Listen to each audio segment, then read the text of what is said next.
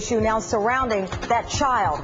And on notice, both political parties sent a powerful message, but are lawmakers listening? Here's a roundup of the results we saw last night. Arlen Specter's nearly 30-year Senate career came to an end last night with a stinging loss to Congressman Joe Sestak. Specter came in with 46% to Joe Sestak's 54%. And here was part of his concession speech last night. It's been a great privilege to be in the United States Senate, and I'll be working very, very hard for the people of the Commonwealth in the coming months.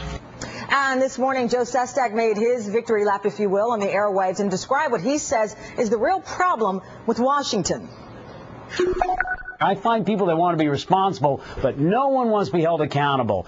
People have been slammed in this economy, ripped apart, their savings gone, and nobody says, I'm accountable, with the courage of their convictions to say, I'm going to do this at the cost of my job. And in Kentucky, a major victory for the Tea Party-backed candidate Rand Paul. Paul won with 59% of the vote to Trey Grayson's 35%, a solid win for Rand Paul. And today, Paul described what the Tea Party movement wants to see from the candidates it backs. It is bipartisan in the sense that it sees blame on both sides. And when I've interviewed with the Tea Party, they tell me, we don't want you to be a rubber stamp for the Republican Party. We want you to make the Republican Party more believable as fiscal conservatives again.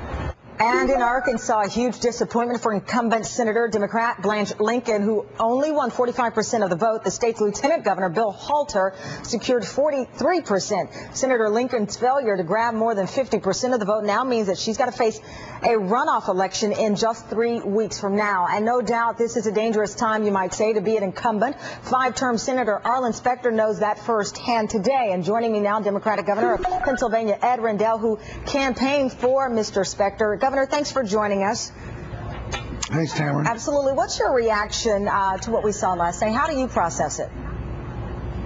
Well, I think the Specter race is unique. He was brought down by two things. He had to carry the burden of being an incumbent, a 30-year incumbent, at a time when people are ticked off. They're understandably ticked off. They've lost their homes. They've lost their 401ks. They've often lost their jobs. And they have a tendency to blame the people who are in power, and Arlen became a lightning rod for that. And then second, Arlen also bore the burden of a recent switch in parties, and that's always a difficult transition to make. Particularly when Arlen had been a supporter of President Bush, and that's a difficult thing for a lot of Democrats to grasp. Now, Arlen switched parties for all the right reasons, because he was asked by the president, the vice president, myself, the mayor of Philadelphia, but that didn't come across. And Congressman Sestak, though, this morning says that no one wants to be held accountable, that he believes he's now in office because folks, the voters in your state and across this country, want some accountability in Washington. What do you think? Well, I think there's an anti-Washington feeling, and ironically, Joe's been part of it for 4 years, but compared to a 30-year incumbent, he was like the outsider.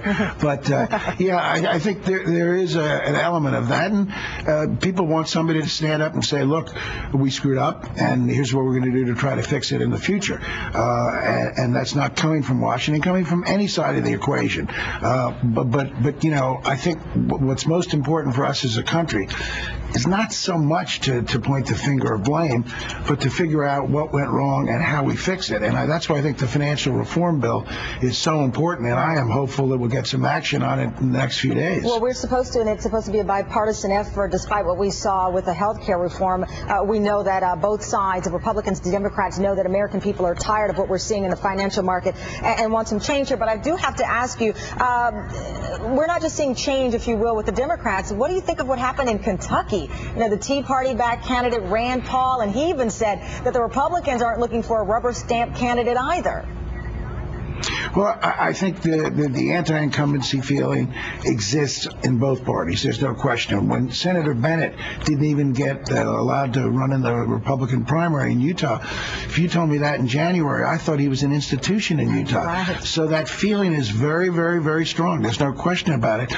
The question is, will the so-called Tea Party movement, is it only effective in Republican primaries? Does it do anything in general elections? And I think, interestingly, Tamara, in the Pennsylvania special special congressional election where our candidate, Mark Kritz, won by 8 points, a pretty resounding victory in a district that John McCain carried just 2 years ago. I think it's an interesting dynamic, and I don't think the Republicans or the Tea Partyites have that much of an effect in a general election. Of course, we'll see in November. Right, and you bring up that the 12th district, and both spent a